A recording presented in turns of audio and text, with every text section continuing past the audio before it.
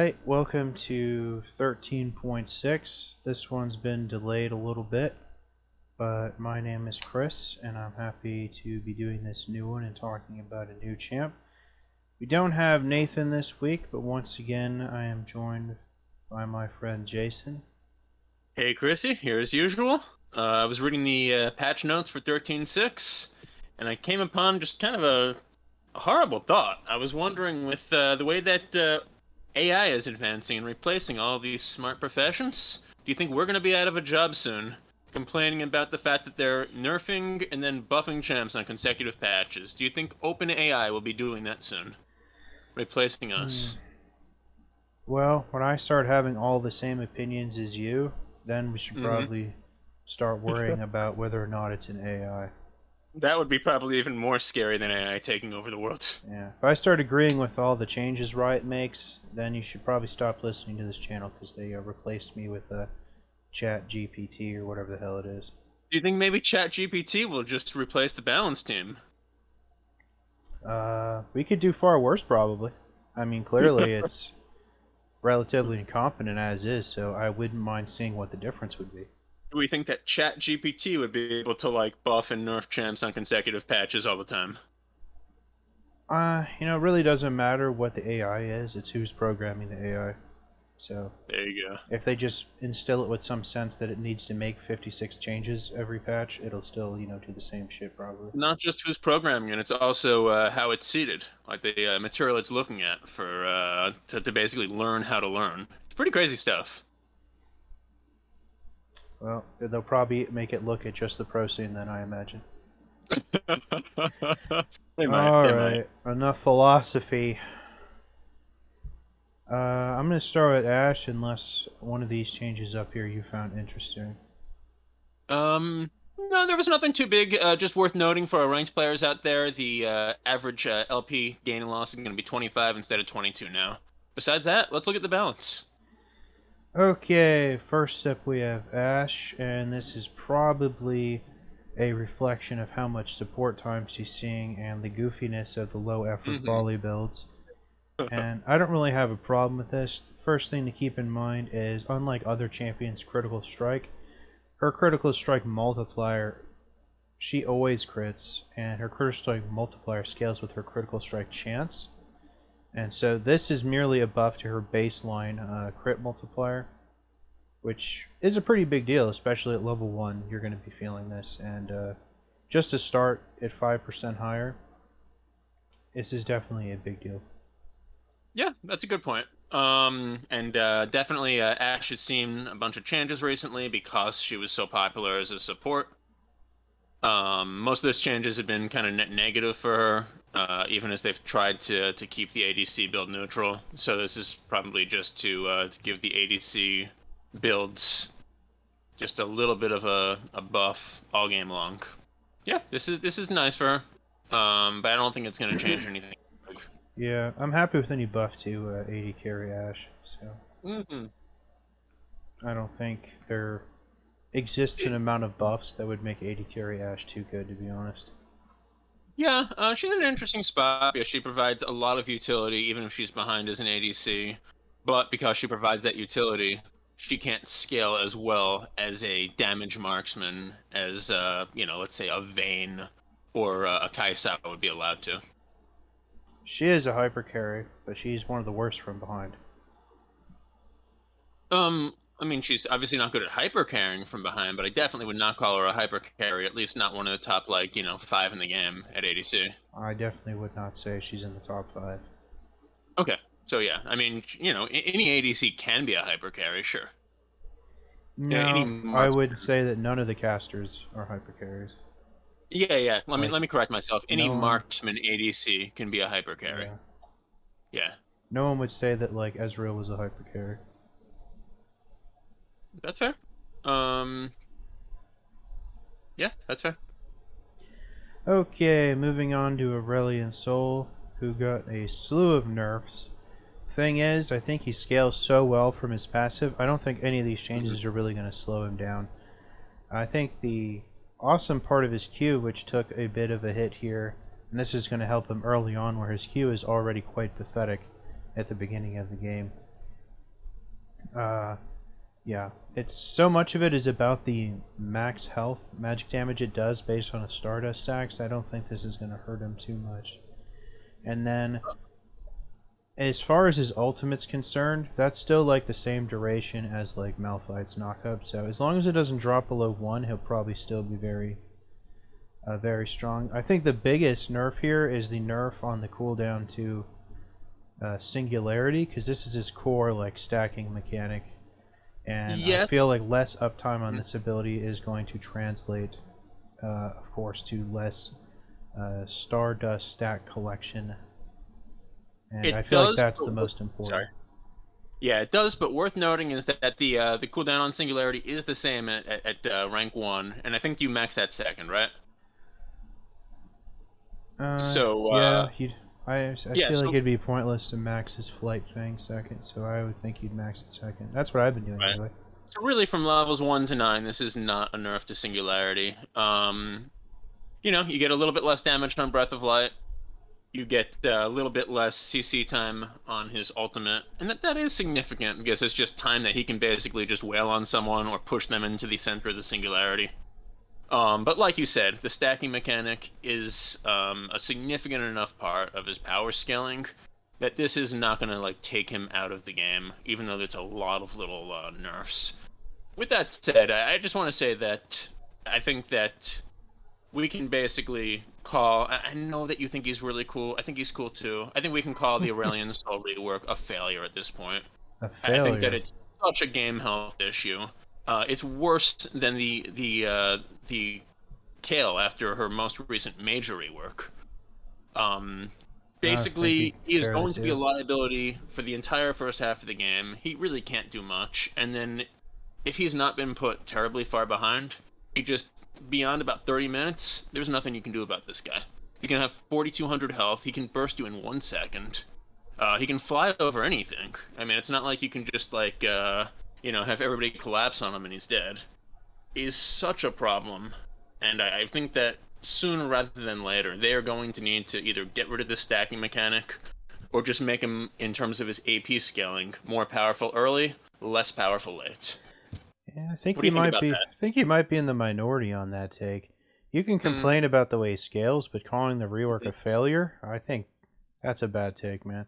You can't compare him to Kale because his playstyle is rapidly shifted from the old Kale versus new Kale, who play pretty much the same.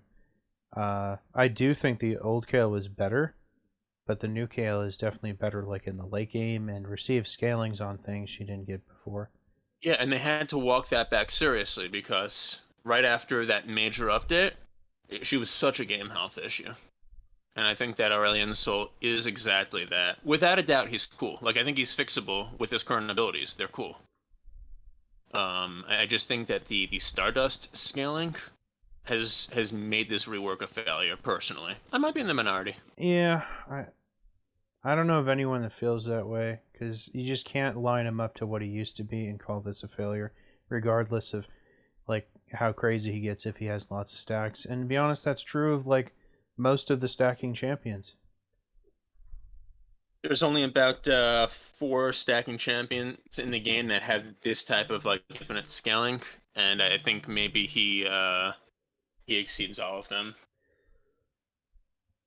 I would say he's up there with like Nasus and Viger, but probably uh, above like Senna or something, or Yeah, Cho'Gath or Sion or something. yeah, I would say he's even a little bit above Nasus or Vagar, because Nasus has a little bit of a harder time bursting you or running you down. Vagar is still very vulnerable even when he has 1,400 AP. Um, Aurelion Sol is just, man, he's a beast when he gets fed. And it's only about a quarter of the games that I see that happen in, and it's another quarter or so that he's useless all game. I think it's less about balance and more about game health, just the way that he warps everything. Anyway, Yeah, yeah. I mean, we'll definitely see a few less instances where he really gets, Mondo crazy in the late game because of these nerfs. I definitely don't think they're gonna take away his Stardust. I'd be surprised if they even fiddled with the Stardust ratios. Yeah, I I mean, think we'll see. I think they're fine the way they are. He's already been nerfed like a few times. Yeah, yeah, and I think that might be because of those, 25% of games where he basically 1v5s the whole thing without anything the opponents can say about it. I don't know. I'll say this: late game, his E is very disruptive, Yeah. and the later the game goes, his E and his ultimate become very difficult to play around. Yeah. I mean, it seems like you consider that more of like a freckle on, a beautiful design. For me, that's a ward I can't take my eyes away from. Well, what I think about is just how bad his early game is. He's Yeah. like absolutely.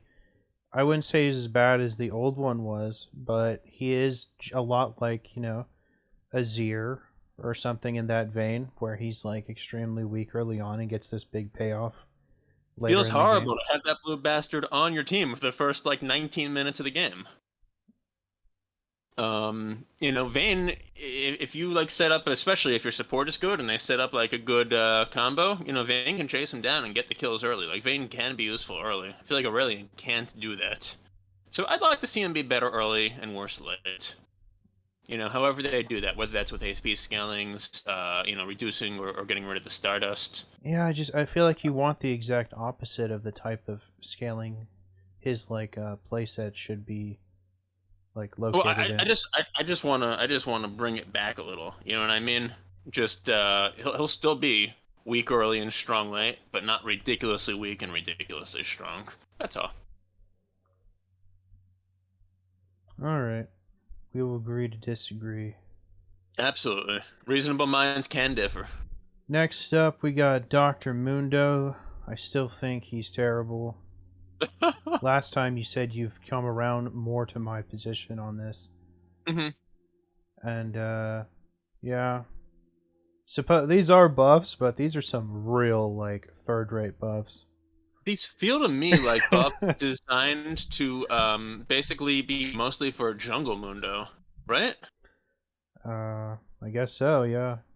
That's where Except, you're gonna want the little bit of extra health regeneration. except if I'm not mistaken, I think Heart Zapper's, gray health bar only applies against damage versus champions. I don't know that for sure. Um, Even if it doesn't, though, it's pathetic. I think that's right. But yeah, but the recast timer. I mean, that one might be for Lane Mundo, but like the obviously the damage against monsters on his E being buffed, and just the fact that they're giving him health regeneration rather than let's say a little bit of extra max health. That's more useful in the jungle. So yeah, these are very slight buffs to Mundo. Feels to me like it's designed to help the jungle. And that's kind of weird to me because, like, when do you really want a Jungle Mundo on your team? Um, Before his rework, when I think he was in the strongest point he ever was, just prior to his hmm rework, I would hmm have been fine with him going top or jungle because of Yeah, how about now, though? just how strong his ultimate can be late game. But Right. now his ultimate has so much like situational scaling, and it's just plain old weak, even if you're in a 1v1. And he traded off so much of that just for a lot of more attack damage, which he didn't really need because his Q is so chunky. And he hmm still had like decent autos before with his oldie. He's lost so much for something he didn't need, and I feel like they just kind of missed the idea.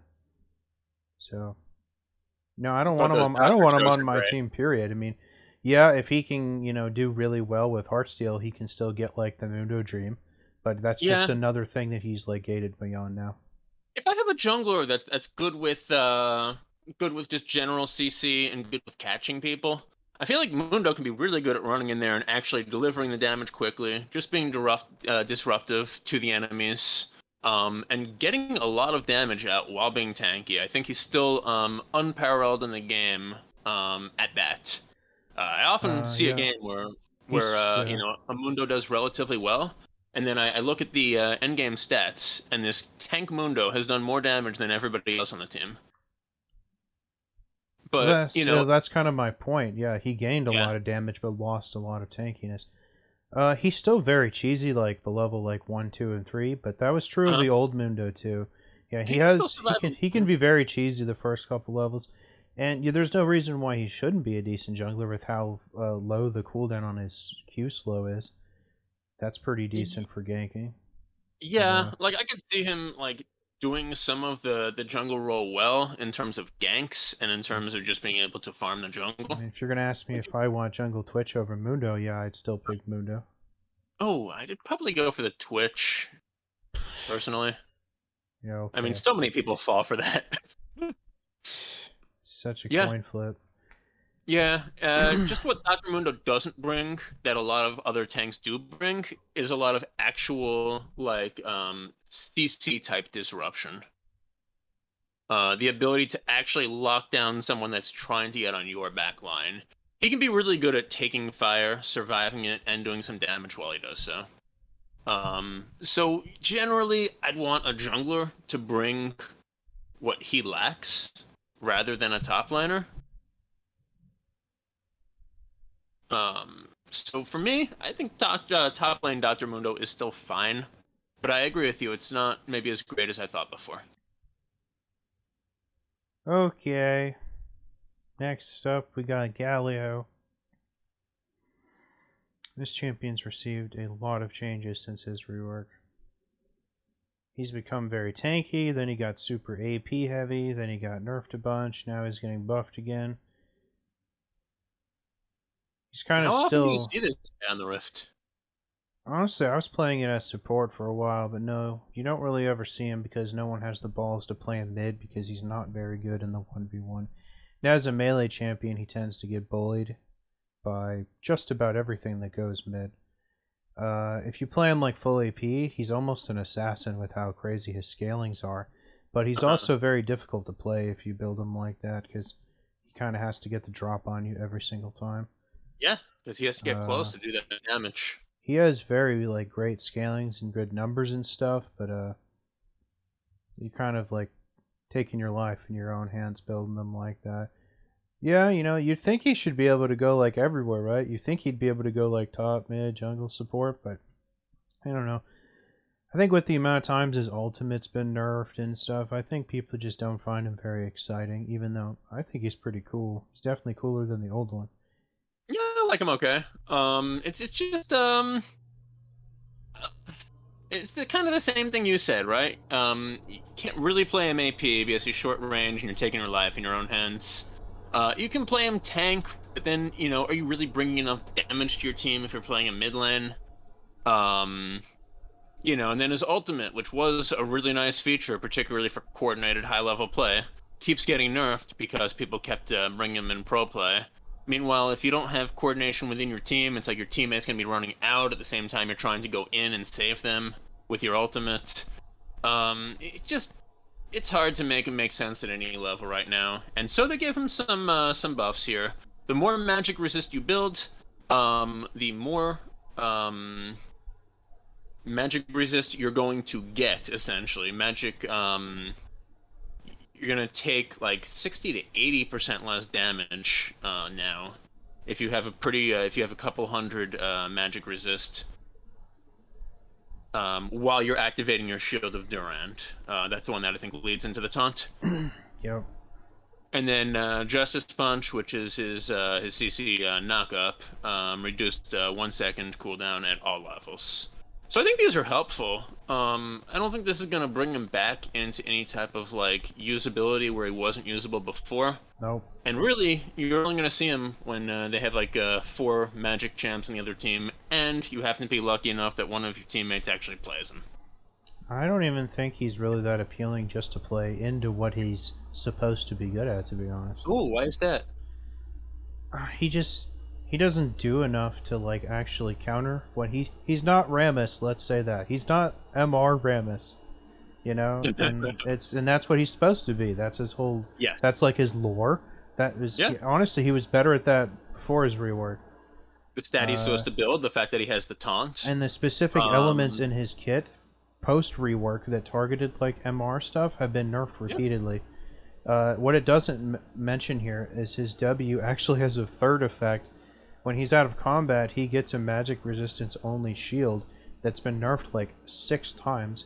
It used to be as high as like 20-25% of his max health, and that used to be the gauge by which how powerful his ultimate scaling was also. and both of them have been nerfed many times, making both of them just kind of unimpactful. Yeah, he's been kind of So dusting into the ground over time. It's unfortunate. You know what? I would really like to see them give to Galio. Some type of passive, either on one of his abilities or just, tacking on to what he's already got in his actual passive or innate. I'd have to say, since this is a even 5% damage reduction, damage reduction is such an innately rare and powerful like stat in the game that since this is just by a base number, even though they also increase the scaling, I'd say this is probably best for support Gallia with Aftershock, because this you could actually just E in and max your W now, and it wouldn't matter that your E or your Q didn't do a lot of damage, because similar to like how Pantheon used to be obnoxious, this combined with Aftershock would be so obnoxious that it would be hard for your AD carry to not get a really good trade-off. Would you need the two of them together? I mean, if you're already only taking 25% of the damage you would have already taken, is there really that much of use reducing it to 10% for a couple of seconds? I think Aftershock is just too synergistic with him not to take. Okay. Besides, Aftershock also gives resistances which factor back into this ability scaling. Yes, that is true. Not to mention, it also increases his passive damage, which is also based off MR, and that's his Yeah, auto attack. I would have to like really think through the numbers in a fight, but I feel like if you're already reducing the damage you're taking by 75%, you don't need to reduce it by another 75% for that same time span. Good trade is pressure, man. That's true. Yeah. What I would really like to see them do for Gallia, though, is make it more appealing for him to build some armor. So maybe some type of passive that the amount of armor, bonus armor that he has from items and runes and whatever, he would get half of that as bonus MR as well. That's the one thing they probably won't do. Why not? Because it's completely counter to like his design theme. Well, it would still mean he's getting. Go on. Another thing they could do is reinstate his old passive on top of his current passive. You remember what his old passive was before his rework? Oh, was that an aura of some sort? No, he gained a percentage of his AP as magic resistance. Oh, that's right. That's right. Yeah. Then they could have that factor back into his W, which half of his W synergy goes into physical reduction, as you see here, 12 and 6. So then it would essentially also be giving him physical damage reduction. I'll tell you why I don't think my idea would be off theme though, because if he's able to build like say those hybrid armor and magic resist items, he's still going to have a lot of magic resist from that. He gets the magic resist from his items, and then he gets half of whatever his armor is as magic resist. So he's still going to be the one that you want to send into their mage to disrupt them, to taunt them, to take them down. It's just that you don't only play him then against teams that have like 4 mages on them. Yeah, another problem is that the way League of Legends currently operates, it's like probably 5 or 6 times more common to see like a heavy AD team than a heavy AP team. Absolutely. And the way that the League of Legends is built is that it's usually less punishable when you have a heavy AD team. Because a lot of those ADs can do true damage, can build very high DPS items that can even get over a tank that's building against AD. So yeah, it's just more advantageous to have a heavy AD team these days than it is to have a heavy AP team. Ideally, you want a balance. That was actually a good take, Jason. Physical damage is much more consistent than magic damage because it's usually dealt in the form of spells instead of auto attacks. Yeah. Okay, Galio stinks. Next up, scroll way down, we got 56 bugs. Gonna leave Milo for the last one. I'm calling him Milo because it just makes sense. Alright, you call him what you want. I don't think we have any Astrolands here. Okay, next up we got Talon, who got a pretty juicy change right here. Gotta point out that this is probably borderline too strong because his passive is extremely cheesy in the early game. And even buffing it to this small amount, you gotta be pretty careful with. This guy is an uber cheese lord the first few levels of the game, and he can proc this like effortlessly. All you gotta do if you just tag them with the first part of his E, which is impossible to miss because it comes out so fast, as long as you jump to them, the E is almost guaranteed to hit them again, so you'll always proc his passive. So, yeah, this is pretty damn strong. Yeah, these are, small looking buffs to Talon. I This agree with what you is said. this is big. Well, it looks small, right? It's just a little bit of damage. It's just a little bit of ratio. But it may end up looming large because of exactly what you said. I like your take. Talon, back in the day, I remember, I'd say it was probably when lethality was the strongest, right? That I saw a lot of Talons playing mid and jungle, and even, some exotic roles. I would see like, Talon ADCs and things like that. And they were scary, man. They were scary. If you didn't back off, they were killing you level 2, 3, and 6, no questions asked. I haven't seen nearly as many lately, and you think that's because of the nerfs to lethality, or what do you think? I definitely don't think it's because of the item state. I think Okay. he's just not very exciting to play, to be honest. And his early game, he tends to get bullied a lot. And What? I Alan think does. I think these days he can only go mid for one. Sure. I see him in the jungle sometimes, but yeah, it doesn't succeed a lot. I don't think he's as good against mages as he used to be. This is like the rework Talon. There was a time where his blink was way stupider than his jump is now. His blink, you literally used to just teleport himself behind his target in Oh the yeah, old that was days. pretty crazy. So it's pretty difficult to do with that when you're like, level 1 Kassadin and stuff. But since the rework where he got those parkour jumps, Yeah, there that's was great a and all. period. Yeah, there was a period, and I don't think it was right after the rework where he was really popular. Do you remember that? Well, he predates lethality, so I think even his rework predated lethality. Okay. I'm wondering if maybe it was when they introduced lethality, or maybe it was right before they introduced it, and you had just armor pen. I'm trying to think now. Yeah. There was some point he was very popular, and I wonder why he's fallen off.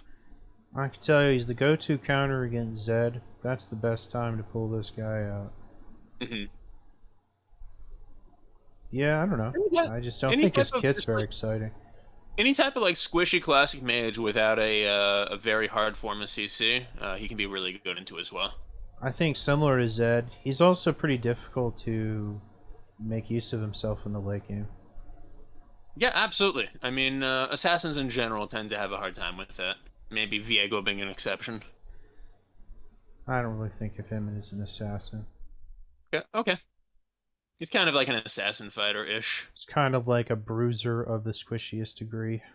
Yeah. But he also has so much more build versatility than someone like Talon. Oh, for Like, sure, for sure.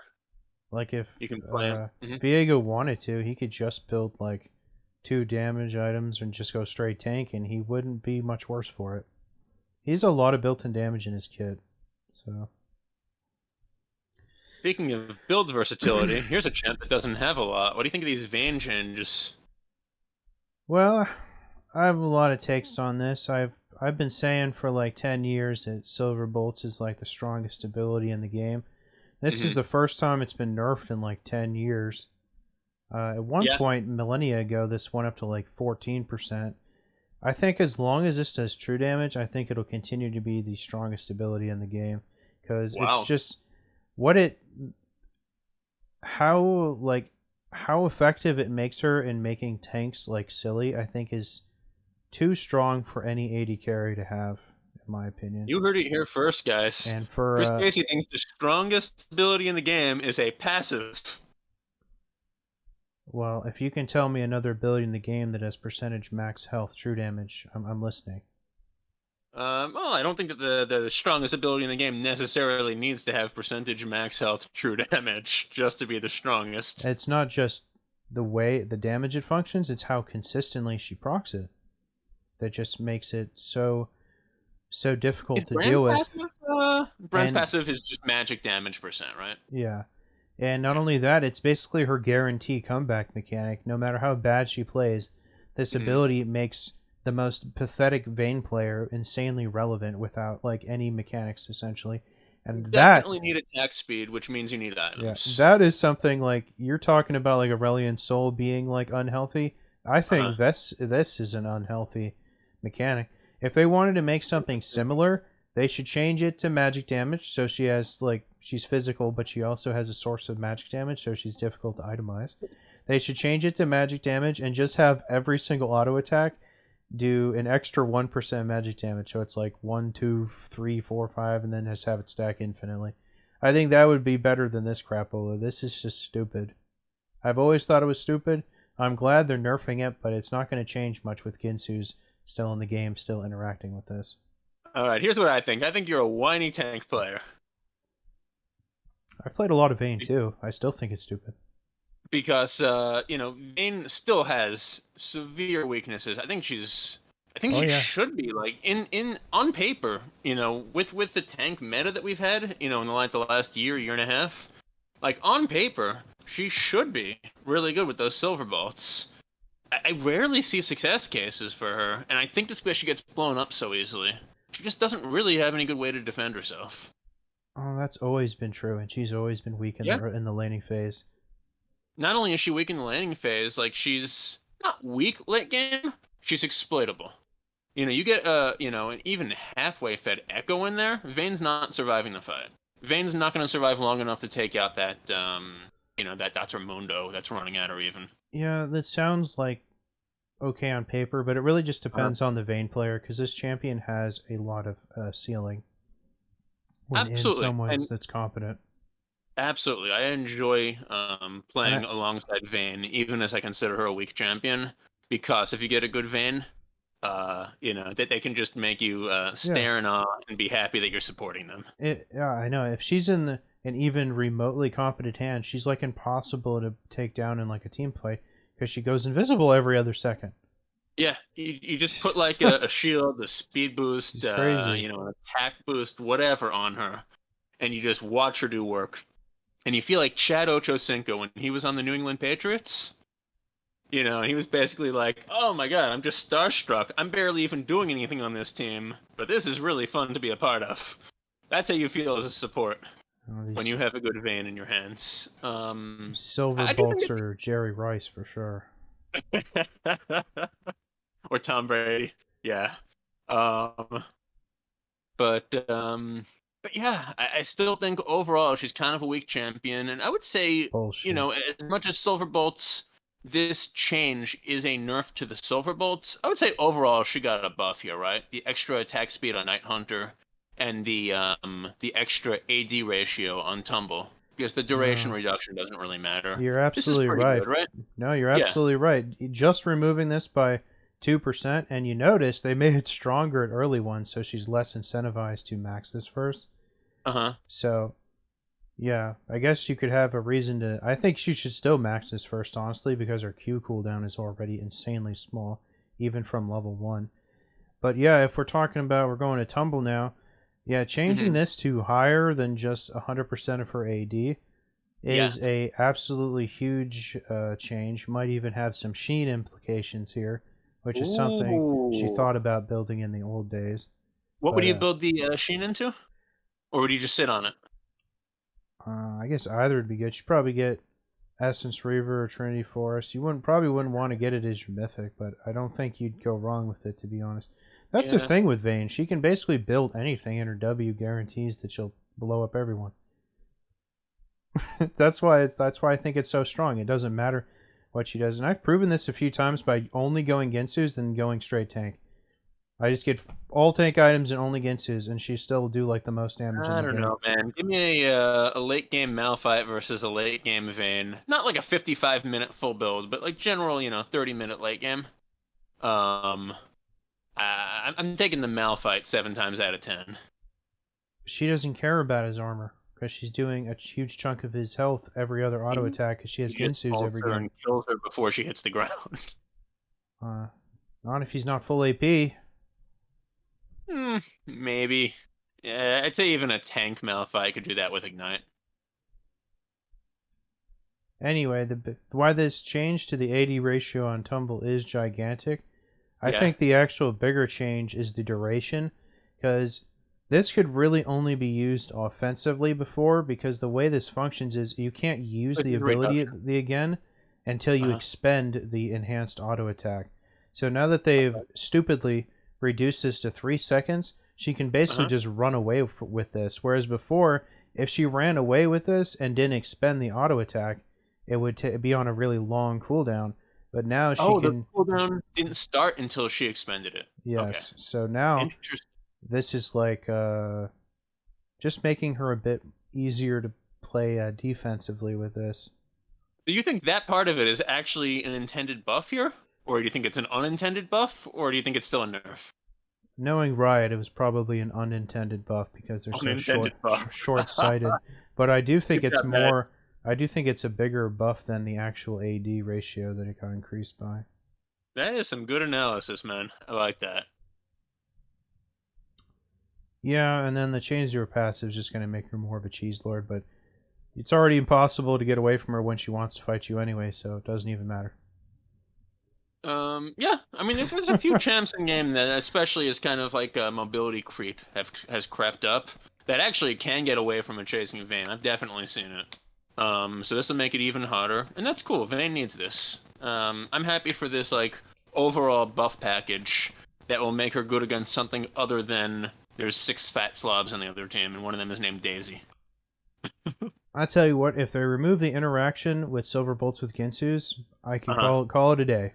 If we just go back to once every 3 hits instead of every other hit, then I'd be Whiny fine. tank player. I'm I'm pretty sure I'm not the only one who feels the frustration and inevitability of like, well, no matter what I do, why should Wah, I even build AD wah. if Vayne's in the game? Somebody You call a know? wambulance for Chrissy. Tank Yeah. down. All right, let's talk about Veigar. Okay, we got some nerfs and buffs, but I guess this No, might it's be a really just nerfs. only thing I can think why they did this is the nerf support Viger. Since it's kind I of think they inconsequential that this has high base amount if you're in the lane, if you're laning in mid lane. it's possible you're right. I think they just nerfed it because they buffed him last patch and decided that after there are like multiple buffs at once. Whoops, he's actually strong. He got so many buffs last patch. They were all little, but they added up to something big. A few of them had to do with increased range, Mm-hmm. which makes it a lot harder to kind of punish Veigar. And if you can't punish this guy, you scale like crazy. So now we're taking away some of his durability, I guess, if he gets caught. And we're pretty much taking away damage on Dark Matter. This is usually his second max, sometimes even his third, especially if he's going. I guess it's still his second max as support. I feel like I've maxed this third for like 12 years. I feel like It's it's too reasonable. important to For get sure. the increased duration on his stun. I usually put a second, sometimes a third point into the stun along the way, but then I start maxing the W. Since this scales with 100% of his AP, I feel like it's kind of inconsequential just to get the extra base damage with how quickly he That's scales. true. That's true. But it does help his wave clear, and it definitely is still one of his easier abilities to hit. Okay, next up Um, we got some ultra goof lore changes over here with Yumi, who just can't catch a break no matter what they do. and she doesn't deserve one. I was Go on. pretty enraged when I saw these changes.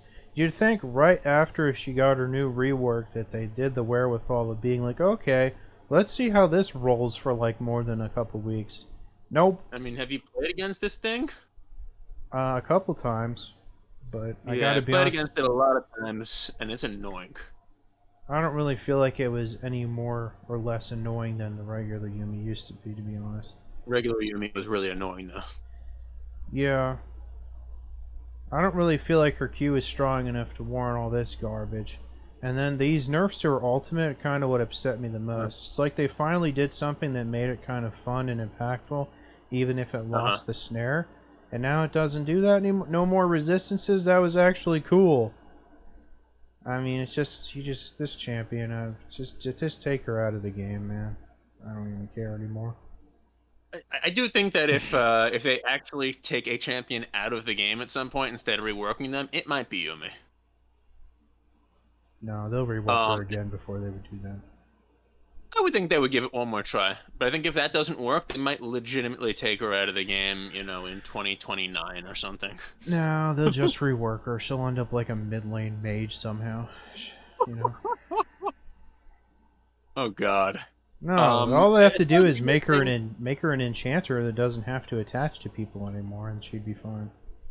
Yeah, so for anybody that's not following along with the video, because this is pretty important. Prowling Projectile basically has a lot less range, is the simplest way to say it, and is harder to hit. Final Chapter, it doesn't give bonus resistances to your ADC anymore. They say your best friend, but that just means your ADC. This hell is stupid. Now 2 of her abilities don't have a best friend bonus. What's the hell is the point of her new passive now? It's just absolutely dumb. I don't know. Dumb. The fact that it doesn't give bonus resistances is pretty big, because that was giving 60 plus 10% of your AP at max ranked. Now it's giving 0. Dumb. And your ADC is not going to be building a lot of resists. So this could legitimately be 25 to 30% less damage that they were taking because you were giving them resistances, gone. As well as if you're hitting somebody with those waves on the Yumi ult that already has max health, the shield that you give them is going to be less useful. Yeah, go figure. That's pretty big. The Q, I like these changes. I gotta say it. The thing about Yumi's Q is that if you know exactly where she's going to aim it, and you can out-mind game her, and you really commit to walking away, you can get away from it. But until these changes hit, like just in the last day or two, if you just wanted to kind of like sidestep the Yumi missile, and then keep doing what you were going to do, whether that's farming, or chasing someone, or just general fighting, there was no way to get away from it. It was just too fast, and it had too much flexibility. So they got rid of some of that, and I liked that. I actually like the changes to her Q here a lot. Derp. These are perfect. Derp cake, Jason. John, I'm sorry. Johnny. Here we go with the fucking crazy. Yeah, here we go with the crazy mana costs again. Didn't they learn their fucking lesson last time with Zoomies? How is this? How many times is she gonna be able to use this garbage with 100 mana? Are you kidding me? For an ability this unimpactful? Oh my god. Well, the slow doesn't scale with rank, does it? Or does it? It doesn't matter. If you want the damage, you gotta max this out. The slow, actually it does. My personal opinion is you're better off maxing her W or maxing her E. Because I feel like those are better buffs for her AD carry. Yeah, so if you're not, like, hard maxing this, which is just really annoying poke, not only annoying poke, but just like a lot of damage for actual fights where somebody wouldn't be able to avoid it.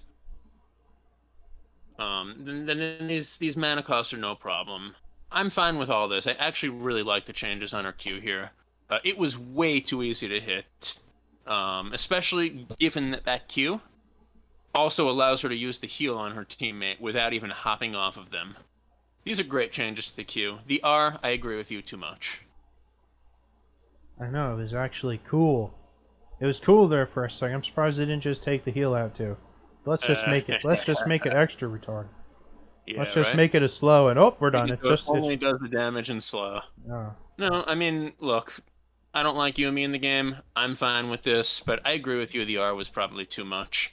You have no idea what you're talking about on the Q. You gotta play more Rift.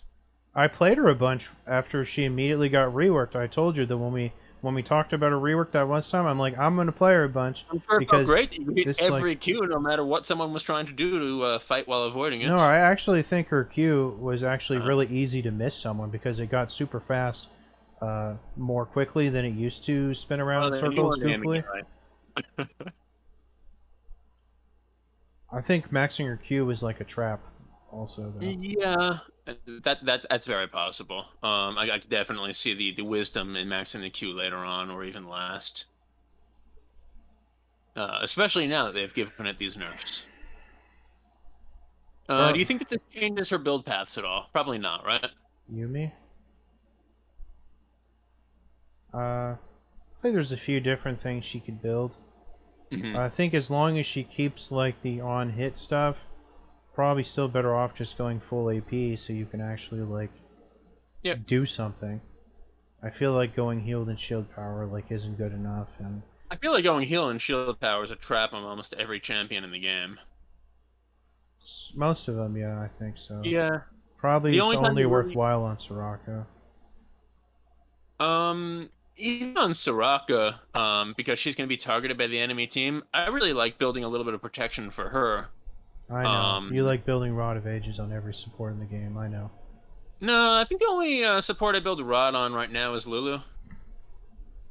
I think it's good on Karma too, but I don't play much of her because Lulu's better. Get out of here, dog. I've seen your match history. You build it on anything. Nah, occasionally I'll build Catalyst, but I'll just sit on it. Okay, to hell with Lulu. They don't know what they want out of her. Next up, we got some item changes. We got a nice, juicy 56th nerf for Bloodthirster. Why even buy it anymore? It's a shadow of its former self. This in particular, I can't believe they Played would this item even. so many times too. I can't believe they would even nerf this part of the item. It's like comes into play so rarely. Why couldn't it be strong? If anything, they should have buffed it to like 2 to 600. It's like such an afterthought. I mean, 600 shield? I feel like the only time it's impactful is if you actually buy this first instead of your mythic. Man, you give that a 600 shield, I will build that on Soraka. Well, keep in mind it would only be like 600 when you're like max level, so I don't think it would Yeah. be that crazy for that point in the game. 600 health is nothing like late game. That's why I don't think it'd be that big of a deal. Especially the champ that already has lifesteal, which they will from this item. You know, and maybe from their abilities. 600 shield buys you a lot of time because with that extra 600 health, you're also able to steal maybe another 2, 3, 400 more. If they were going to nerf it like this, they should have made it so the shield doesn't fall off after a time when you're out of combat to compensate Let you me ask for you this: why do you getting think nerfed. they nerfed it at all? Like, why do you think they specifically thought that Bloodthirster needed a nerf? I think they looked up some convoluted list and saw it was one of the least changed items in the last several years, so it needed another change. So you think it was just goofballery? That, there you go, buffoonery. I saw they're like, oh well, we nerfed the lifesteal from the 20% it had for 12 years to 15 or 18 or whatever the hell it was. So, yeah, we gotta. I don't know why they did it.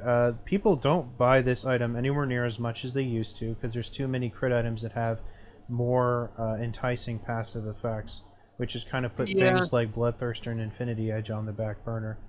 You know. Yeah, and like So the fighters that build this don't seem like they're really that strong right now anyway. no bruiser Uh, builds this anymore. mm, Yeah, just yeah, long days are gone of Riven and building this and stuff. still You see don't like Aatrox build it. get out of here. I've seen it. I'm not saying it's great. I can't really evaluate that much because I don't usually play fighters, but You'd I've want seen like it. Bork before Great. you'd want this. Yeah, I agree with you. I don't have a strong opinion towards this. I don't see the item that much. It's surprising it's nerfed. I wonder if it's something just being abused somehow at the very highest level. Extra All right. stupid. Okay, next up, Denastra's Tooth. This is kind of interesting. At one point, I can see how it's kind of strange that this item never gave ability haste, but then considering it also gives 100 AP, which is kind of a rarity straight up, and a lot of attack speed, which no other AP item gives now, I could see why it never had ability haste. But what do you think? Is it good to just give everything 10 to 15 ability haste now?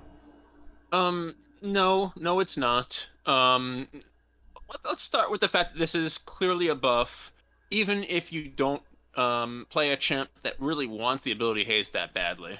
I mean, 15 ability haste is worth about 600 gold. This costs 200 more gold and lets you buy the Fiendish Codex along the way. If you were building Nashor's Tooth before, you still certainly want it. Well, there's no champion who's going to be upset that they now have 15 more ability haste. Right, even if they have to pay 200 gold more to get it.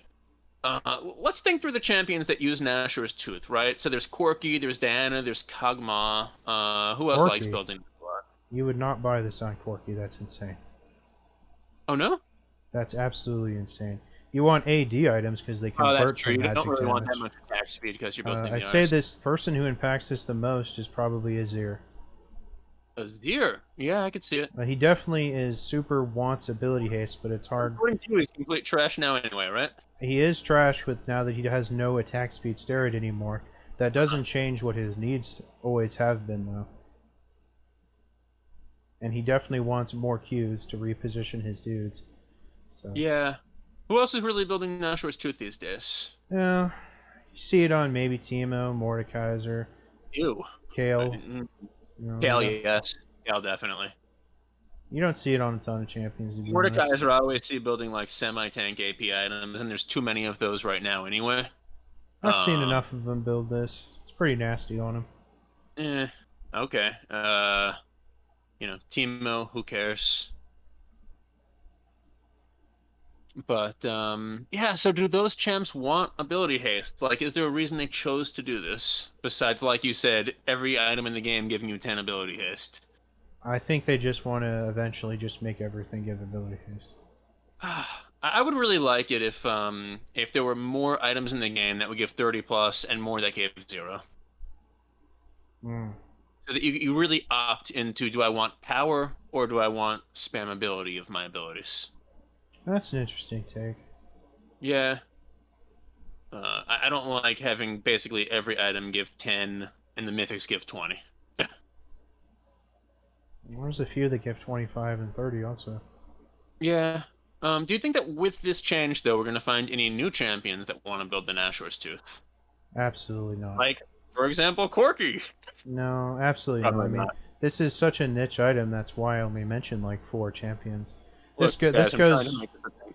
goes back to the old days where like people would Mhm. build this in Hextech Gunblade, and the Yeah. only people you would see it on was like Akali and Jax and Kale. And the game really hasn't produced a lot of hybrid champions since then that would make use of that. Yeah. Yeah, and someone like Akali, even with the ability haste, probably has better things to buy that have Yeah, like she doesn't really need the attack speed, right? No, Kali of the modern era does not care about attack speed. She wants health and Yeah. magic pen. So yeah, there's just not too much of a spot for an Asher's Tooth in this game, and it's just like you said, because of the champion design, there's not a lot of champions that want both ability power and attack speed. And, even with the ability haste, are you willing to spend 3,200 gold for this item that's giving you on hit and attack speed as a mage? Probably not. If you're a marksman, you don't need the ability power. It's just in such a weird spot.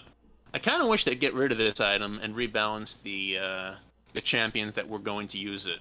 Give them just some other way to get that attack speed eventually. Yeah, I don't know if I like that.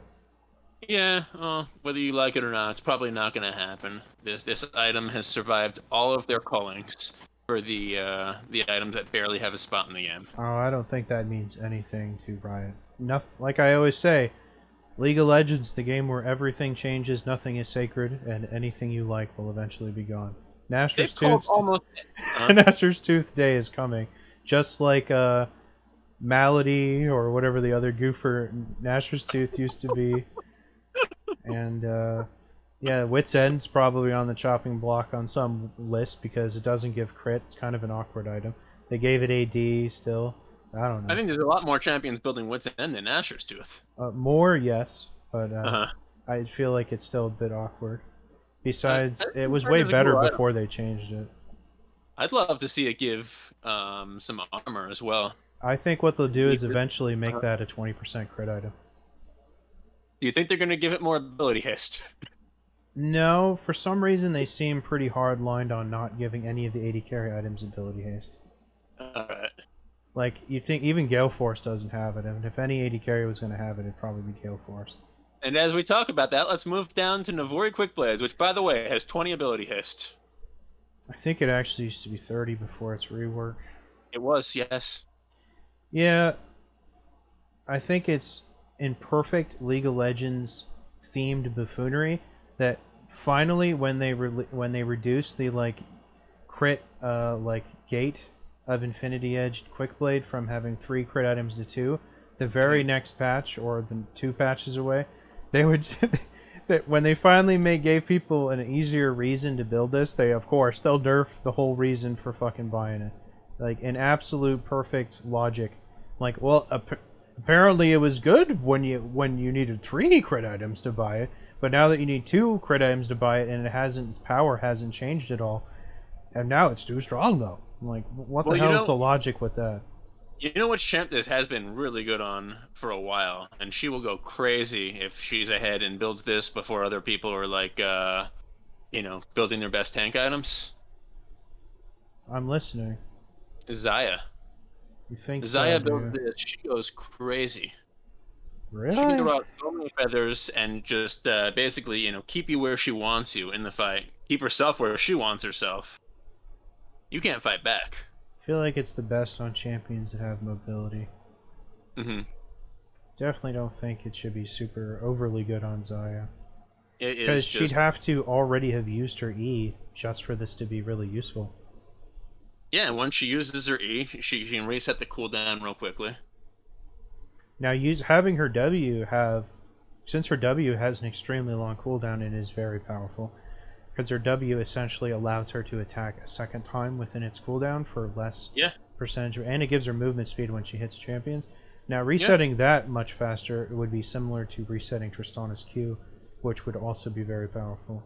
This isn't something I always kind of wanted to see, and I don't think I've ever seen a Tristana build Navori, but I would love to see her build that and just like load bombs on you every 2.5 seconds.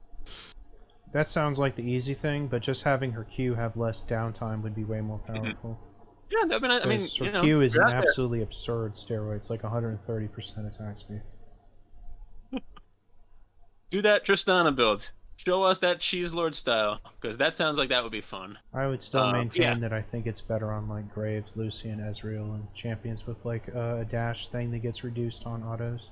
it's good on Israel, but yeah, it is insane. I'm telling you, on Zaya, I don't even see why it's like so amazing on paper. But Mm, just whenever I see her get this late in the game, let's say mid to late, and nobody else has 4, 5, 6 items yet, yeah, she's a juggernaut. She's a wood chipper. You die so quickly, I don't and really she goes think away it's. from you. I don't think it's about the feathers. I think it would be about the W having much less downtime that would make this strong on Zaya than Maybe, her maybe, getting to use her E. The W functions a lot like Ash's Q, maybe that's it. Yeah. where she basically just attacks again for a percentage of her AD. So, and the movement speed gives her incredible cutting potential. So, and it has an insanely long cooldown because it's so strong. So, being able to do that a bunch of times, I think would be infinitely more powerful than doing her E twice. Yeah, I hear you, man. Obviously, it doesn't provide attack speed by itself. You have to have a lot of attack speed before it's going to be really useful for you. You obviously still also need the critical strike chance. So this is a later days item, but it's actually really good on the right champions. And that's probably why they nerfed it. A little sad for me to see. I would have rather them maybe take down the attack damage by 5 or something because I think that being able to spam, not even spam, being able to use your long cooldown basic abilities as an ADC is a cool thing to opt into. A little sad for me to see this go. Okay, next up we got some rune changes, and Yep. I say, I think Legend Bloodline is Ravenous Hunter 2. Because if I'm not mistaken, wasn't it when Ravenous Hunter got to 5%? That's when it was too strong still for it to get taken out of the game. We're almost there, I think. So And I think so. so one more patch, this thing gets down to 5% or whatever. Then they're going to Mhm. be like, well, no one was taking it. I don't know why, but it was just so unpopular. And This is then a they'll take it out of the game, and then we'll get legend shit crap or whatever. And legend treasure hunter. we get Legend Treasure Hunter, which will give you 1 extra gold a second if you're standing in the river or some dumb Yeah. crap. And then also like 1 extra gold for every minion you kill, but then they'll decide that's way too powerful. And the pros are getting their full build a little bit too soon, so they're going to nerf it to 0.3 gold for every minion you kill. Yeah, and then 0.05 if you're ranged. Then 0.1 if you're support. Okay, okay. Well, at least you have the 0.1 for the support. Oh, and then that wasn't even the Uh-huh. best of it.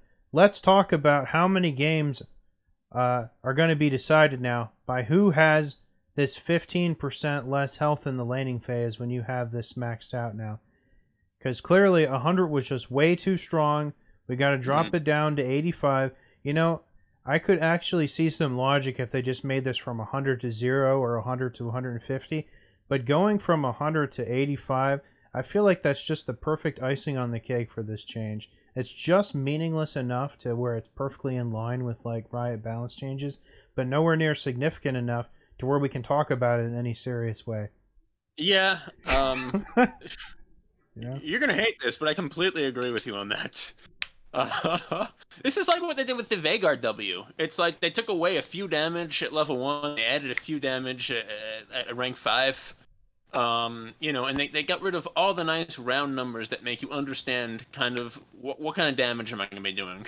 In this case, like why not just make it 0.33% per stack, which will give you a nice round, I believe, 5% maximum lifesteal, and then just leave the bonus health at 100.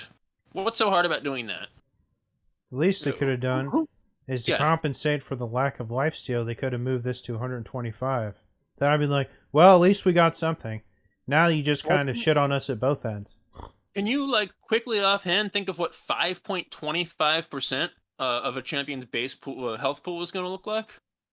Um, or what 5.25% of a general auto attack is going to do for you? All I It's know like it's less than it was, which was less than 7, 8, 9, 10, 11, and 12. yeah, but you can only think about it relatively. So just come on, use some clean numbers. Make it a maximum of 5%. Leave the bonus health at 100. Come I on, know it guys. used to be 12, and I know Ravenous Hunter used to be Uh-huh. 11, and then it was all the way down to 5 after it Yeah, was that's nerfed 76 times. And this is exactly the same damn thing. we've fallen a long way, baby. And this is just lifesteal. That was Omnivamp. So this is just extra dumb. Ooh. Yeah. All right, so you don't like it. Yeah, I don't really like it either. Let's move on to Lethal Tempo.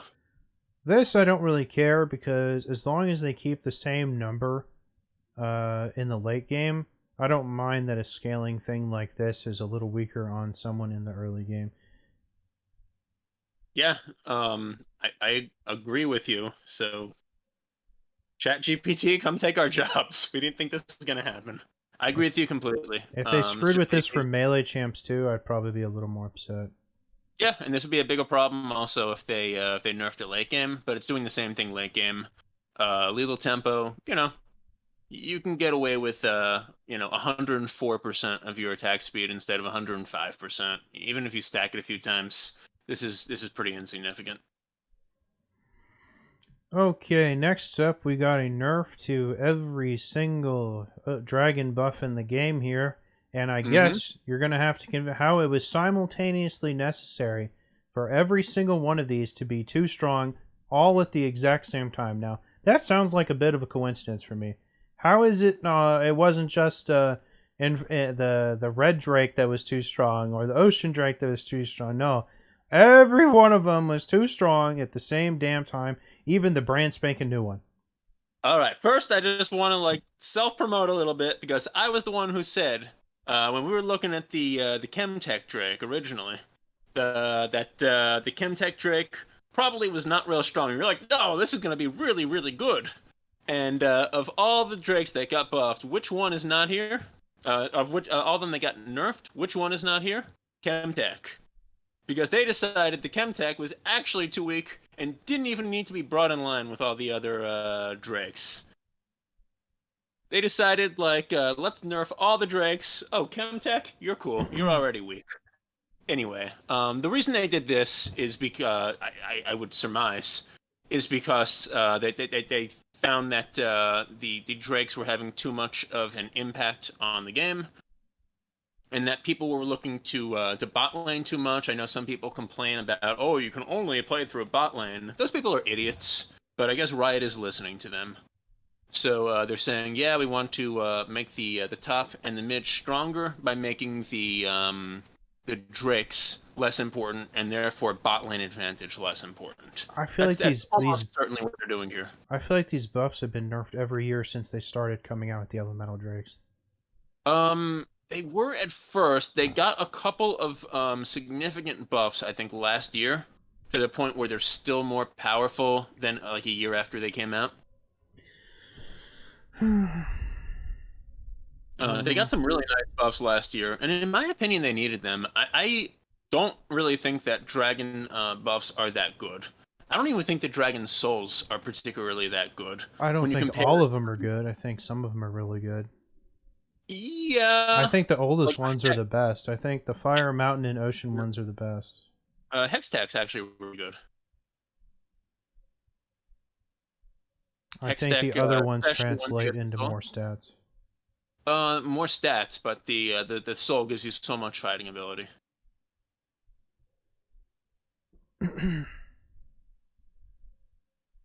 Like I'd much rather have extra damage and that AOE slow than I would rather have like a minor shield before each fight. Not that the shield is bad. Well, if you have Anyway, that yeah, minor shield, then you also have 3 stacks of mountain. sure. Or two. You could have two. Well, you got more than one. You definitely have more than one if you've pulled out the mountain. So anyway, yeah. They believed. A lot of people believe that dragons are too powerful and you have to play around bot lane to try and get dragon pressure. Honestly, my opinion is that until Elder Drake, dragon is really kind of mostly just good for two things. One, forcing an enemy team that relies on picks into an actual 5v5 or 4v4 team fight. It can be very useful for that. Two, team morale. And that's about it.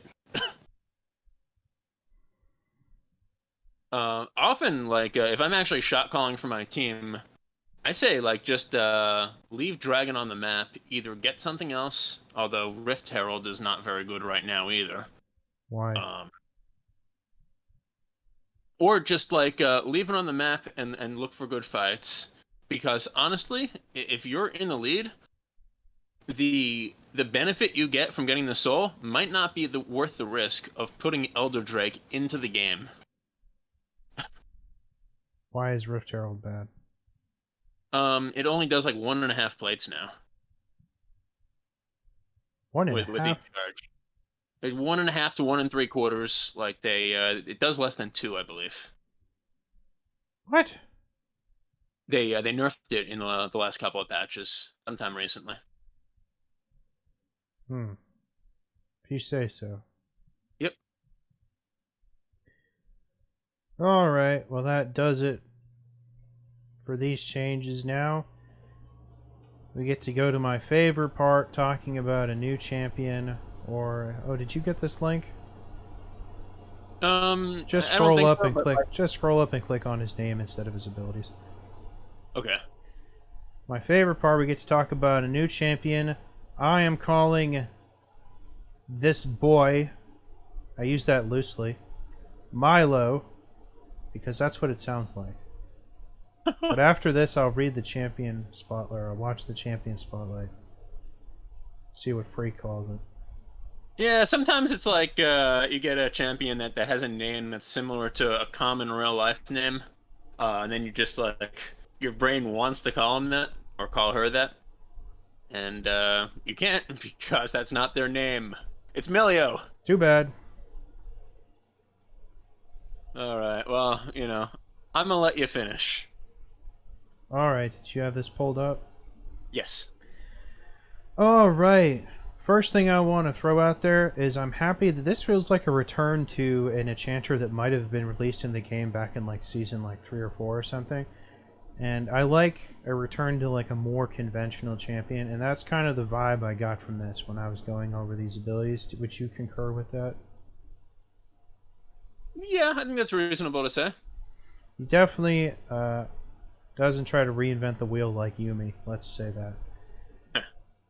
And Very much yeah, glad I was pretty Gen 3 happy yet. with this. One thing I'd like to say before we get going, this champion has already, at the time of this release, received a hot nerf or hot change yesterday that nerfed his passive by a considerable margin. And I remember reading this, how I thought his passive was actually too strong a couple days ago when I was reading this. And apparently I was right on the money. But I still think his passive is going to be very strong, and let's hop right into it.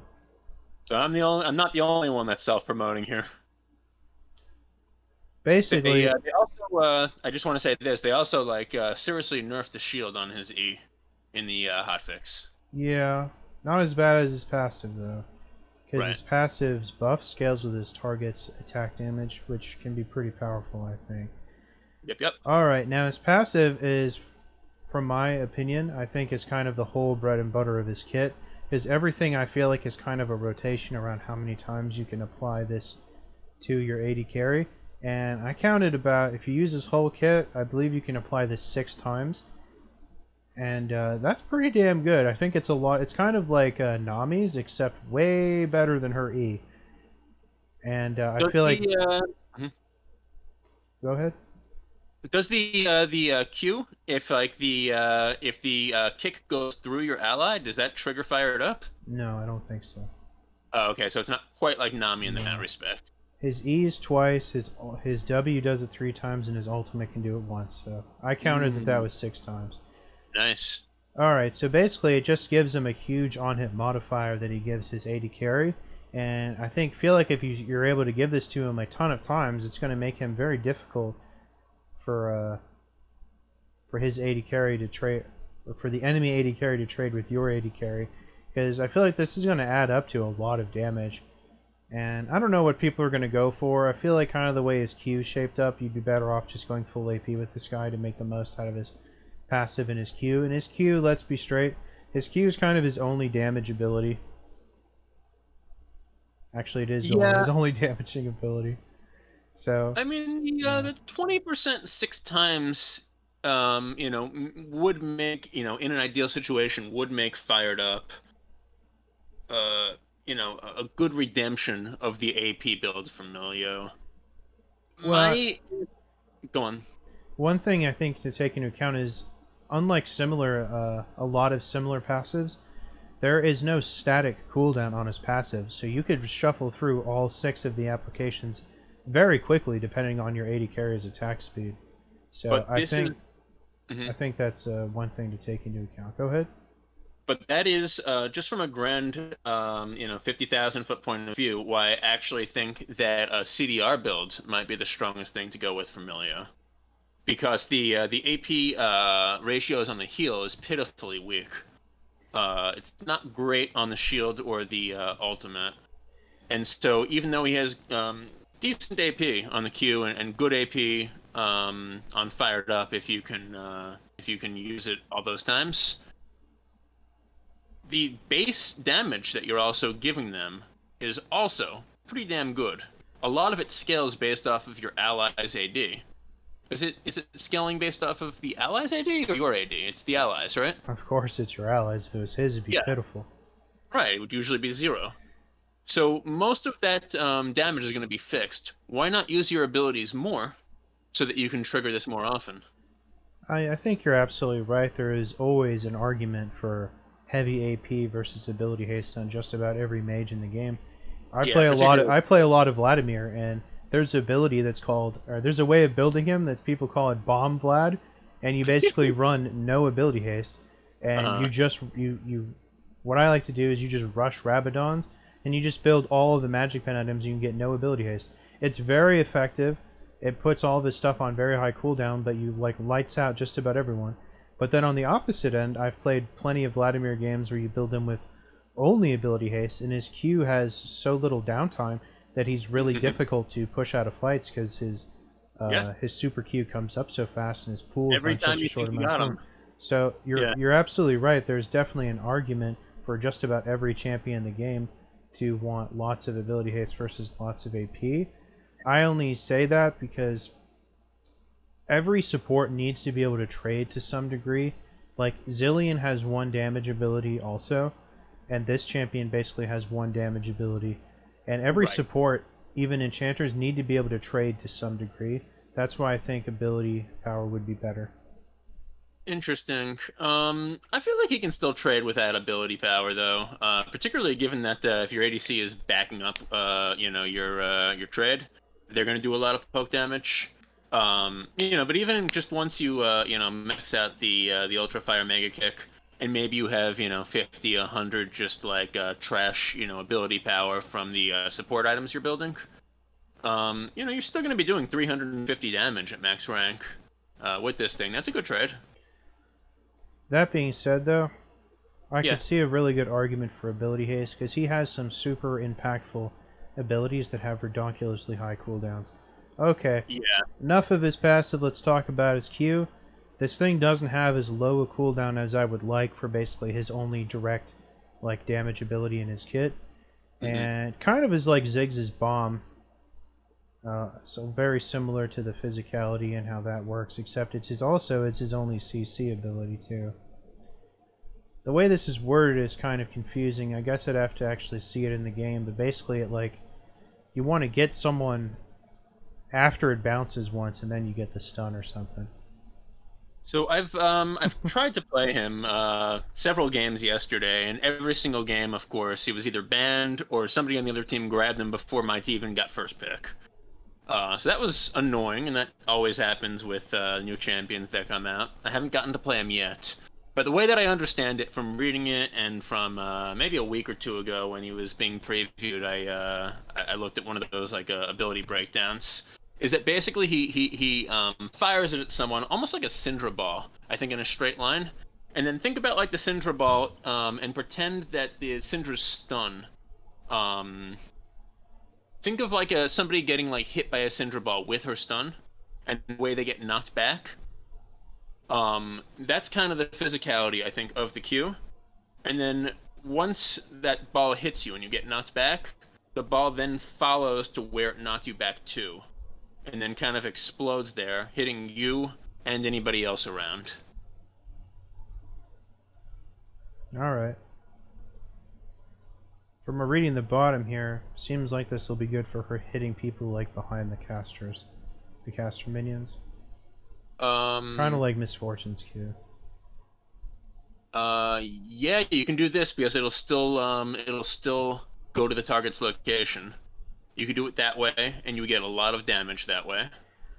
You could also just try and hit an enemy that's close to you, let's say a tank that's running up to you, into their back line. That would be a really good way to use it.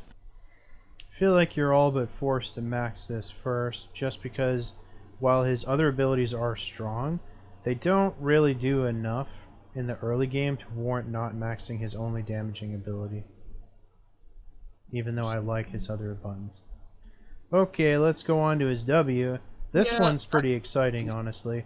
This increases his 80 carries attack range, and we've never seen the like of this before. This is definitely some crazy shit that he can do with this. This is going to make playing him and Caitlyn absolutely like infuriating. This is going to just make her look so silly, even though it only scales from 10 to 20%. It's such a unique and powerful buff to something that's relatively stagnant in the game that I really don't think it can be overstated. The only disappointing thing is that like the AoE heal on this is so wildly abysmal. I think it would have been actually cool if this was like something that lasted a while and was like a nice little heal over time effect, but so he probably just figured that it was too strong. The AP ratio on it is certainly abysmal. The base heal at level 5 is not that bad.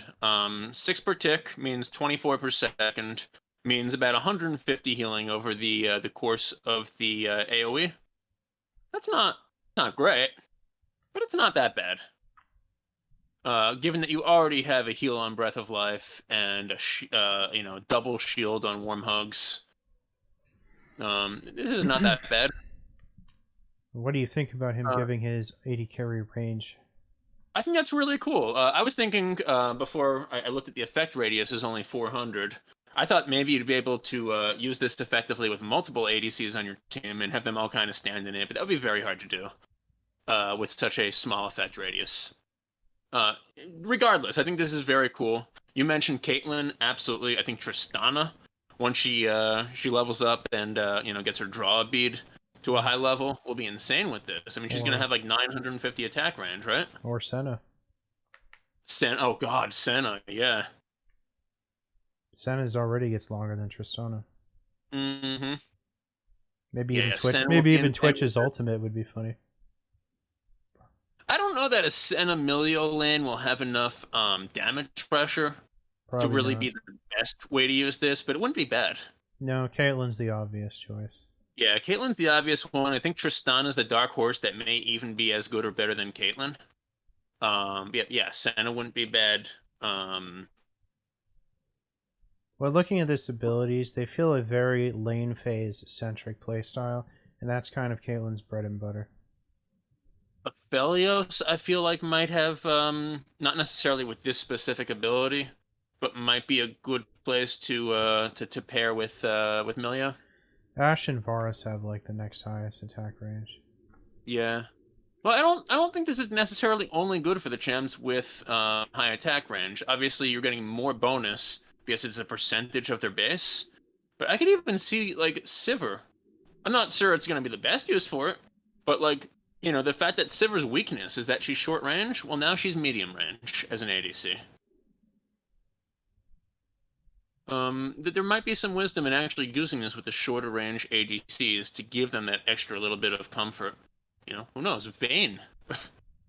I mean, the attack speed on the E, the movement speed on the E, plus the on hit on the ability, on the passive, plus just being able to, kite at a higher range could be really good.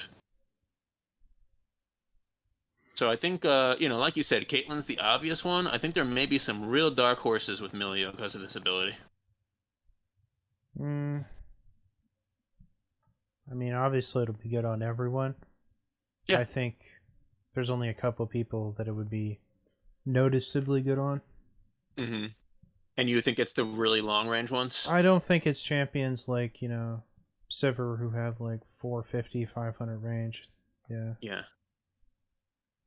It'll be good on everyone, but Time will tell. yeah.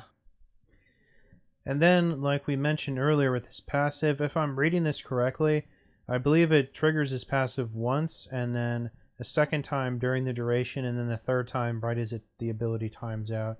Unless I'm reading that correctly, maybe it's only twice. I'm pretty sure it triggers it 3 times, though. Which would make sense. So every 3 seconds thereafter, and it's every 6 second. The ability lasts 6 seconds. So yeah, I'm not sure whether it would give you 2 or 3, but I would think 3, because otherwise Yeah. they just say and one's at 3 seconds. Yeah. And Can you I'm imagine if it's proc on every single like quarter-second tick? yeah, that would be busted. But Oh yeah. clearly they already zero in on how crazy the passive was since they Mhm. nerfed it by like almost 50%. Okay, and then this also, similar to Victor's ultimate, this also follows around your AD carry. Now things happen very fast, so I don't know if how good this is going to be, because your AD carries need to be moving real quick, and I feel like it's going to be hard for this thing to keep up with them. I saw it move around before, and Mhm. it's definitely going to need to be hauling ass for them to get all 3 stacks. Yeah, And I I don't mean, think it's very fast.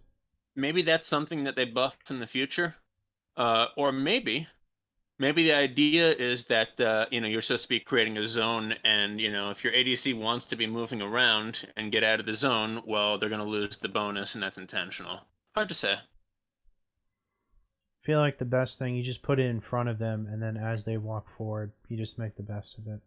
Yeah, and then what happens if they pussy out and walk backwards? Well, that's just how shit rolls. And then you don't reward them with the campfire, right? And you're like, no campfire for you.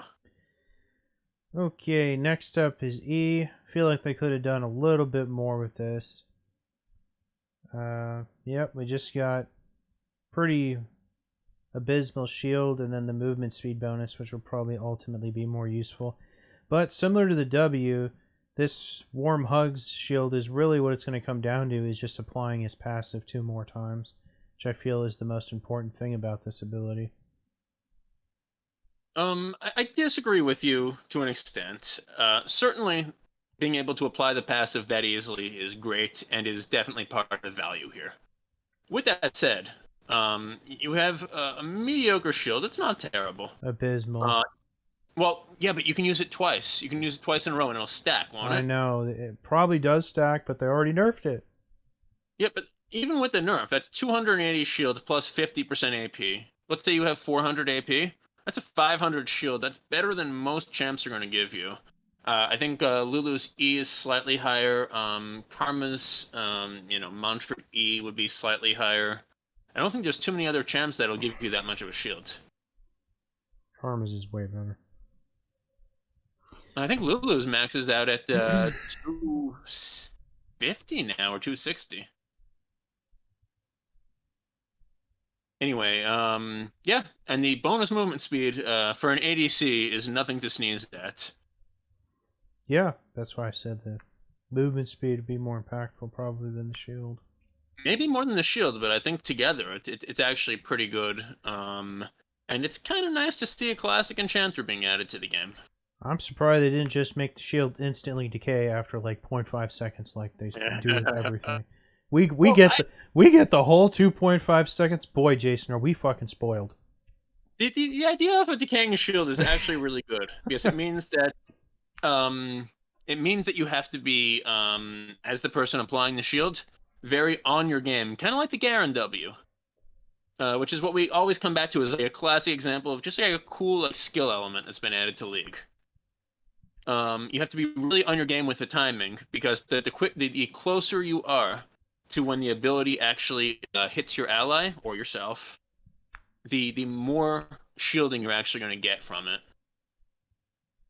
So the decaying shield's kind of a cool mechanic, but that's neither here nor there because we get the full 2.5 seconds. Alright, let's move on to the ultimate, which, similar to the W, adds something to the game we've never seen before. This is certainly really exciting. Reminds me kind of Tom Kench's ultimate now. He just cleanses everyone's CC around him and gives them a flat heal. Now, the heal is extra pathetic for how it scales at that point in the game, kind of like Kindred's ultimate. It would have been really nice if it scaled better. Yeah. The base heal is Soraka level, so let's not sneeze at that. But yes. I think hers is better when someone's low than his is. Yes, that's true. If they're low, it'll end up being higher than this. Yeah. I feel like they could have, for how absurd of a cooldown this has, this is Shen Galio levels of cooldown on this ultimate. This is the absolute nuts of cooldown. This is the S tier of long cooldowns in the game, right up there with his Shen. I think Shen or Galio, I think one of them's cooldown rank 1 is 180, but this is pretty crazy. Yeah, for how long it is, I would have preferred if the heal scaled a little better. But that being said, that's not what this ability is about. I just think it would have been nice. This is going to be such a powerful get out of jail card, or get out of jail free card for your AD carry. It's super nice. I don't think you can use it when he himself is CC'd. I believe that is correct, yes. This is just super awesome. This will let his AD carry get out of stuff like Malzahar's ultimate, everything. It's going to be awesome. It's not just his AD carry; it's his whole team. Yeah, I know. It's pretty cool. And then giving them the tenacity afterwards so they're stronger against slows is pretty nice. That's kind of like a guarantee that you don't just get re-screwed. The only thing I don't like about it is how they added this goofy little deadweight thing where he can't cast his other abilities when this is on. So you can't immediately cleanse someone and then give them the movement speed buff. I feel like that was a really stupid thing for them to add. Because it seems like a very obvious follow-up. First blush, I agree with you on that. I don't really see the reason why you have to disable Milio's ability to empower his allies for a second afterwards.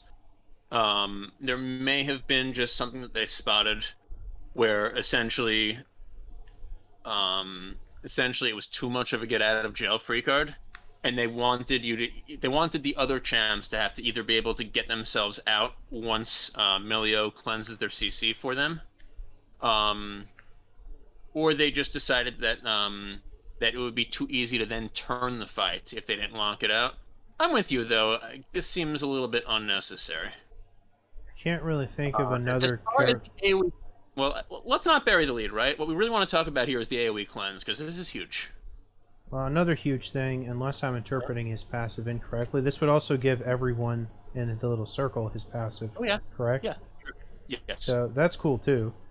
That's Yeah, like this is an ability that your allies are Sona's affected W on by. cocaine.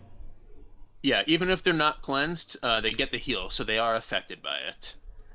And therefore they get that buff. This is really nice. You're definitely going to want to take Milio into comps that have a lot of CC. I think specifically you want to take it into wombo combo type of comps. Because if the champs just have a lot of general CC, then then you're going to use this to maybe get one of your allies out of jail free. But then everybody else is going to be able to follow up a couple seconds later or do something on the other side of the map or whatever. If you're going against a wombo combo comp, maybe like a Oriana plus somebody else that can provide like a big stun, then you definitely want to use this ability as soon as the first or second CC in the wombo is used. Let's say a Seraphine, that's a really good wombo combo ult. This will cleanse it, and then basically, your team is ahead in that team fight. It's probably actually a bad example because of the delayed nature of her thing. Some people would be already at like the end of their charm by the time someone was just getting charmed. This would be better for like a Mumu or Morgana's ultimate. Sure, those are great ones, but often you're gonna have like a Seraphine using the first one that's going to lead into the Amumu. Yeah, but that's not going to destroy the projectile, you know? No, but it'll stop your champions from getting charmed, and then even if the Amumu follows up with ult afterwards, it'll only last 0.3 seconds or whatever. Don't forget, this is not just getting rid of the CC, but giving 65% tenacity afterwards. Mm-hmm. This is a free cleanse for everybody that's around you. And this is a pretty big effect radius. At 700, that's teetering on the highest ADC ranges in the game. Yep, I think Caitlyn's is 650. Mm-hmm. Yeah, I really hope they take this lockout thing out of the game. I feel like even though this is a pretty unprecedented ability for a champion to have, that I feel like it's still unwarranted because there's a lot of support champions who have impactful like CC ultimates or ultimates of some kind that save someone or do something that don't have this kind of restriction. Regardless of how powerful this is, I don't think that he should have this. I feel like it's too obvious that he should be able to give someone movement speed after cleansing their shit. That just feels dumb. It really seems like that would almost be the Milio dream, right? Now, how much do you think people will be running Crucible with this guy just for the lulz? I hope my teammates don't. I think it'd be kind of funny. Someone just gets CC twice, and you're like, nope, nope. Well, again, if they get CC twice, 65% tenacity, don't even bother cleansing the second one. It's true, but there's no reason you can't cleanse something right after that. Right. The idea of if the enemy team is really, really CC heavy, which, let's be real, you never find that in solo queue, right? Everybody's bringing these wannabe carry damage champs. If anything, your team never has enough CC. But yeah, if somehow the other team has 7 CC abilities, maybe you take Milio and you take Mikael's, and that way, in 2 consecutive skirmishes, you'll be able to cleanse stuff? Question mark?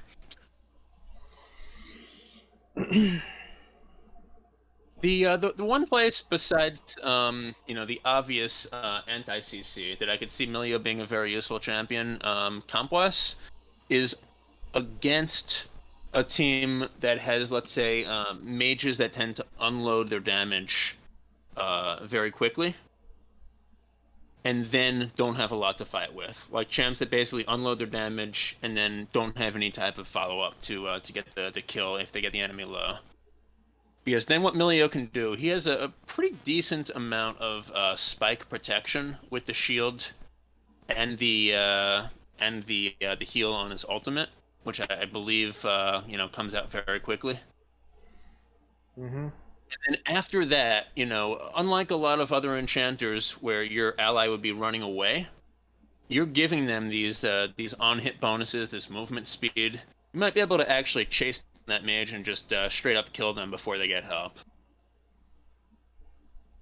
So I feel like kind of anti-burst mage and anti-CC are the ways to go with this guy. What do you think?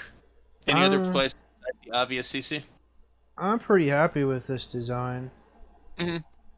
I He's really, just going to be a useful enchanter in general. I really like it. I think the obvious choice is Caitlyn, but my sleeper pick for synergy this guy is Yeah, Draven.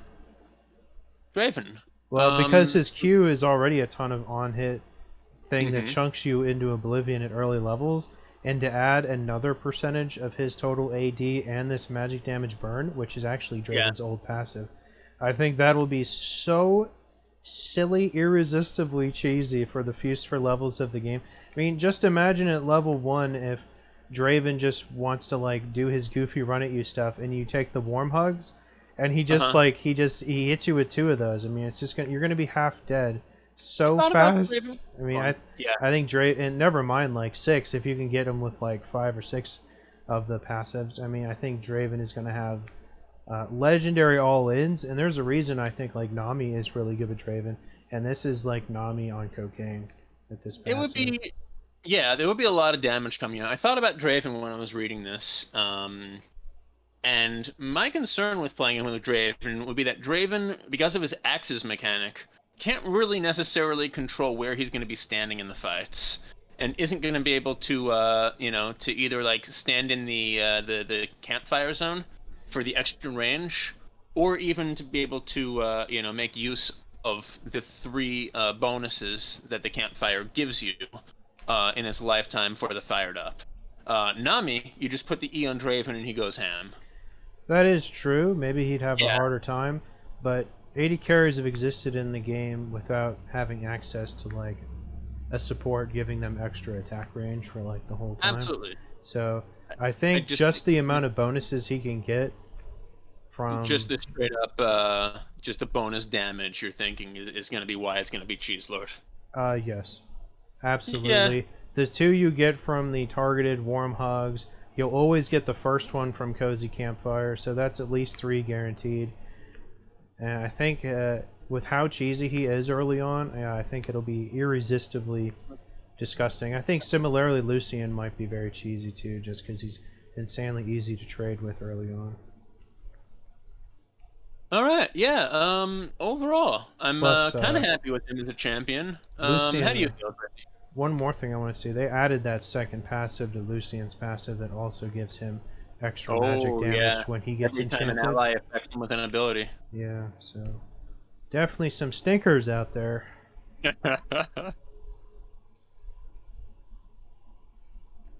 If you could describe this new champion in 2 words, what would you call him? 2 words? I don't know if I Yeah. can do in 2 words. I guess good enough. I don't know. I would call him a modern classic. I think this is like a type of That's a champion good. that, That's better than mine. thank you, that we often got like back in the day in the early seasons, but maybe there was just something really janky about their kit. Here it feels like a very thoughtful Yes. kind of rework of the classic Enchanter, and I like it. That's yeah, pretty much what I said at the beginning. I feel like this was a champion that could have came out in season 3 or 4. Absolutely, but And better. yeah, I'm pretty happy with it. It's not too much. I don't know how good he'll be like in the Supreme late game. I feel like his passive might not be quite as good, but always scaling with his target's AD will keep it relevant. I feel like in the late game, Yeah, his ultimate is going to be the thing of consequence for the most part, as it's going to right. be harder for him to make use of like his other more niche abilities outside of the laning phase. But his ultimate will always be powerful, so whatever. Absolutely, and I think that ultimate, when you have points in the game, beyond 35 minutes, where literally one catch can decide the entire game. If Milio's there to save you, that's huge.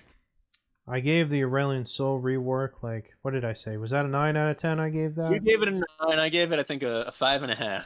Okay, well, I'm giving this an 8 out of 10. I'm gonna give this a solid 7. This is a beautiful throwback to a simpler time, and there's a lot of really useful and still unique things here. If we scroll down to the bottom here, we can see the hotfix that he already received. If you want to talk about that briefly. Go Yeah, ahead. I gotta be honest. His passive was probably way too crazy later on in the game 50% to AD. That's crazy. give someone like as many times as he could give someone the thing. Hmm. I wouldn't be surprised if they still dropped the early portion of it at some point to like 10. That's still pretty generous for the numbers that you deal with in the early game. As far as the buffs to his other two abilities, I feel like those are ridiculous. I think it's pretty clear his passive was probably way strong in the late game. These other ones, the heal, are you kidding me? That thing was weak. Yeah, I definitely don't agree with them nerfing his other abilities, but the That's just a passive is matter of probably total. warranted. That's just a matter of total power budget and the champion dream. Like, if the idea is like the Milio players, they think would want to really get their high moments from being able to use fired up his passive on the ADC a lot. Look, you can either knock the numbers down on that even more, or you can say, hey, I don't think that anybody's gonna miss 2 healing per second on Cozy Campfire. Even with his nerf to his passive, he'll probably instantly be like one of the best champs in the game with like Imperial Mandate, I imagine. Oh yeah, yeah. So I don't mind that they decided to nerf it this way, but I hear what you're saying. Overall, I think it's a cool looking champion. I already bought him. Like I said, I tried to play him several times, and he kept getting nabbed from me. But I'm definitely looking forward to playing this guy. Yep. All right. Well, that does it for old 13.6. Not too many changes.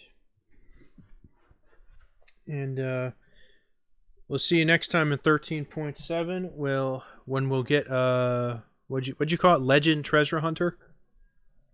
Legend Treasure Hunter. Yeah. Well, we'll wait for that. 'Cause that's up And next. we'll have our guest Chat GPT to tell us what he thinks about that new rune. All right. We'll see you guys next time. Take care, all.